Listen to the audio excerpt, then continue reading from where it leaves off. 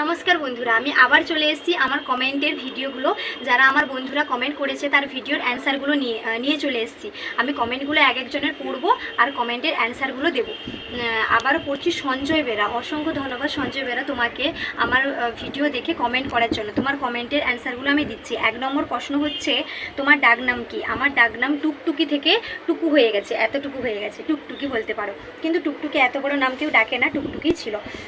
2 নম্বর হচ্ছে, বয়ফ্রেন্ডের নাম কি? আমার বয়ফ্রেন্ড নেই, তাই নাম নিতে পারছি না। যখন বর হবে তখন আমি তোমাদের বলেছি দেখাবো, আর নাম তো জানতেই পারবে। আর 3 নম্বর হচ্ছে, যদি নার্স না হতে তাহলে কি হবার ইচ্ছে ছিল?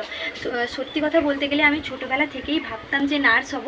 আমার কোনো আর ইচ্ছে ছিল না। হয়তো যদি এটা না হতাম বা আমি জানি না, এটা হয়তো ভাববে যে এটা মিথ্যে কথা, কিন্তু এটাই সত্যি। আমি নার্স হবারই সবাইকেই বলতাম, বাড়িতে যারা জিজ্ঞেস করতো, রাস্তাঘাটে যারা জিজ্ঞেস করতো, নার্সের কথাই বলতাম।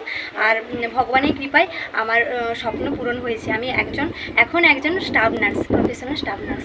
অসংখ্য ধন্যবাদ সঞ্জয় বেরা আমাকে এত সুন্দর সুন্দর কমেন্ট করার জন্য।